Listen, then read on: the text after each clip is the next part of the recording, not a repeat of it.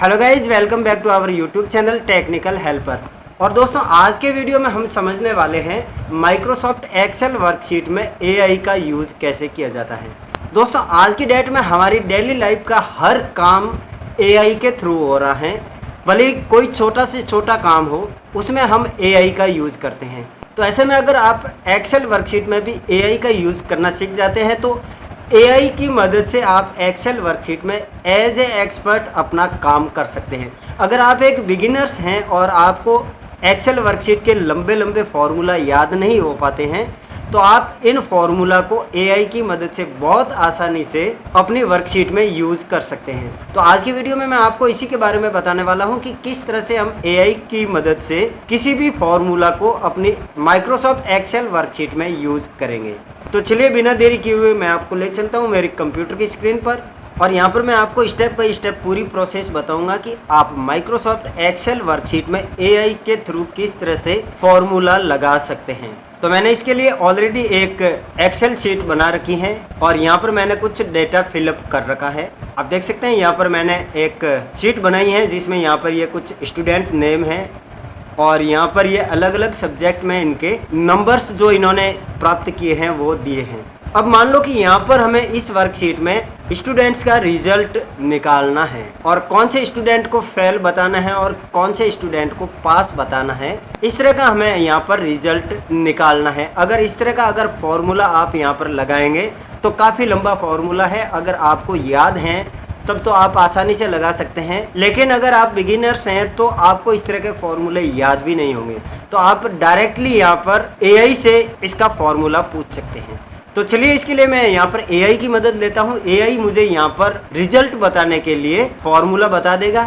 तो एआई की मदद लेने के लिए यहाँ पर मैं गूगल क्रोम को ओपन कर लेता हूँ और यहाँ पर मैं ओपन कर लेता हूँ चैट जीपीटी।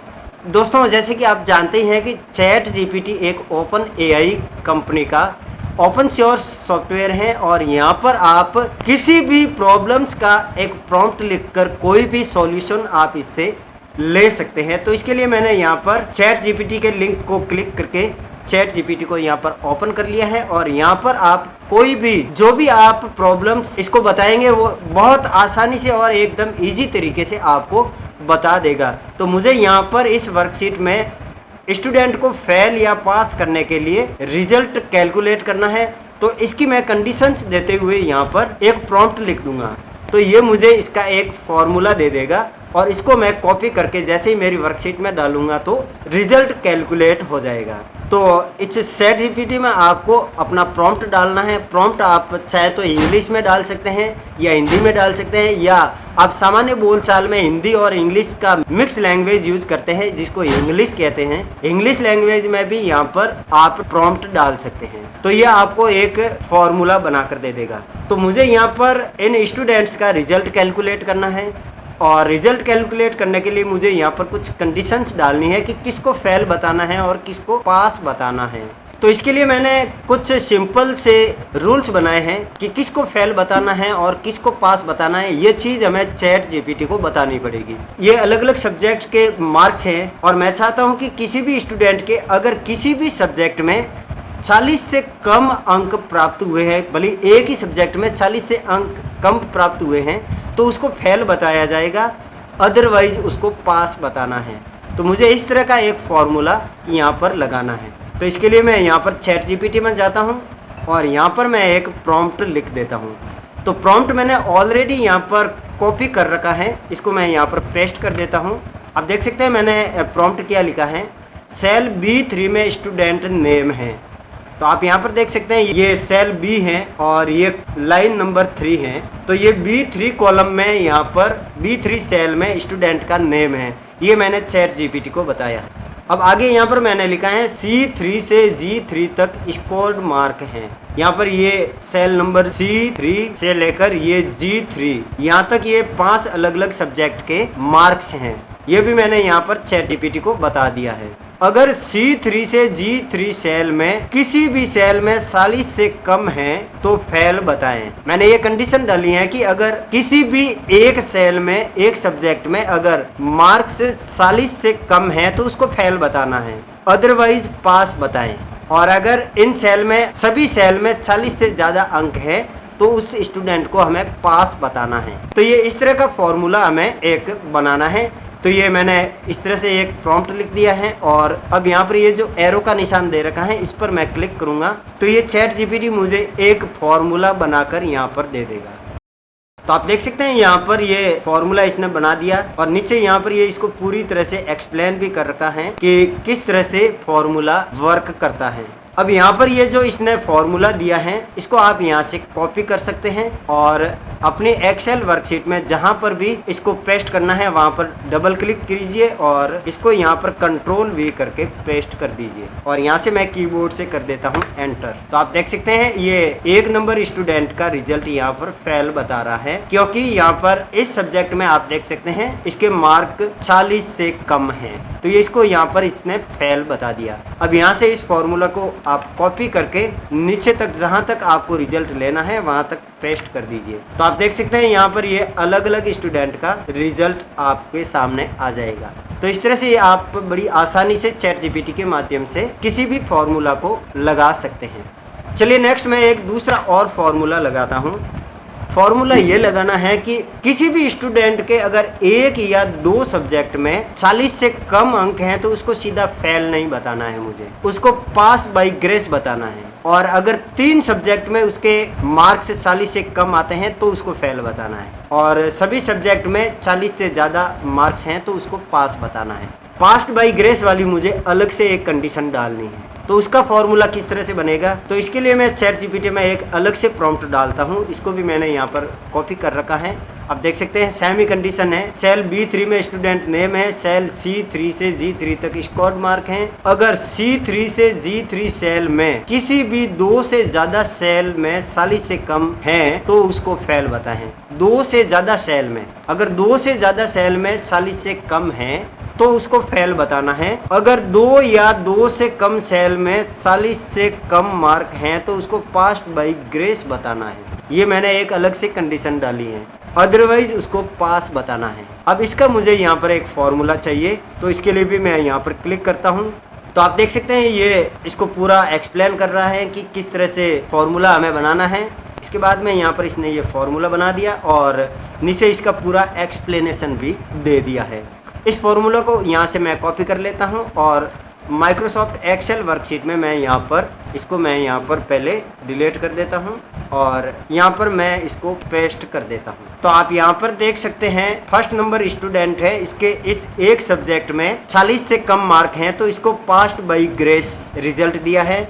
और इसको मैं फॉर्मूला को यहाँ से कॉपी करके नीचे तक पेस्ट करता हूँ तो आप देख सकते हैं ये 2 नंबर स्टूडेंट को इसने पास कर दिया है क्योंकि यहाँ पर सभी सब्जेक्ट में 40 से ज़्यादा मार्क हैं। और 3 नंबर स्टूडेंट को यहाँ पर फेल बताया है क्योंकि आप देख सकते हैं ये 3 सब्जेक्ट में इसके 40 से कम मार्क हैं तो इसको इसने यहाँ पर फेल बता दिया है। तो ये अलग अलग यहाँ पर इसने रिजल्ट दे दिया है। तो इस तरह से बड़ी आसानी से मैंने इसका ये फॉर्मूला बना दिया है। नेक्स्ट मैं एक और फॉर्मूला चैट जीपीटी के माध्यम से बनाने वाला हूँ।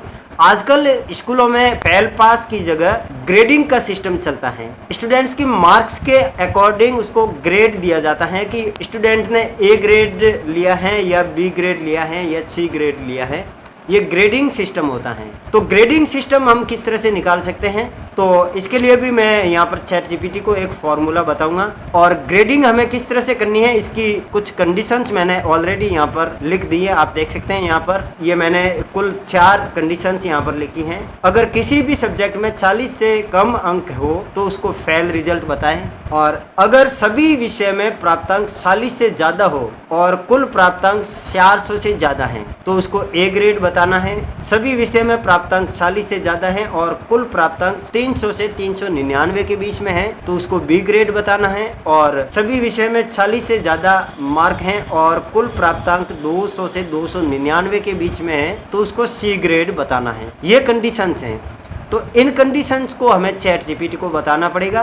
तो यहाँ पर मैं चैट जीपीटी को ओपन कर लेता हूँ और यहाँ पर मैंने प्रॉम्प्ट ऑलरेडी टाइप करके रखा है, कॉपी करके रखा है, उसको मैं यहाँ पर पेस्ट कर देता हूँ। तो देख सकते हैं आप, मैंने यहाँ पर अलग अलग कंडीशंस के हिसाब से इसको प्रॉम्प्ट दे दिया है। सेल B3 में स्टूडेंट नेम है, सेल C3 से G3 तक स्कोर्ड मार्क हैं, वो सेम कंडीशन है। C3 से G3 तक ये मार्क्स हैं। और नेक्स्ट मैंने यहाँ पर इसको प्रॉम्प्ट दिया है, अगर सेल C3 से G3 में वैल्यू 40 से कम है तो फेल बताएं। अगर किसी भी एक सब्जेक्ट में 40 से कम मार्क्स आते हैं तो उसको फेल बताना है। अगर सेल C3 से G3 तक सभी सेल में वैल्यू 40 या 40 से ज्यादा हैं और सेल C3 से G3 का टोटल 400 या 400 से ज्यादा है तो उसको ग्रेड A देना है। इसी तरह से टोटल आप देख सकते हैं यहाँ पर 300 से 399 तक हैं तो उसको ग्रेड B बताना है। ये भी मैंने इस चैट GPT को बताया है। और अगर सेल का टोटल 200 से 299 के बीच में है तो ग्रेड C बताना है।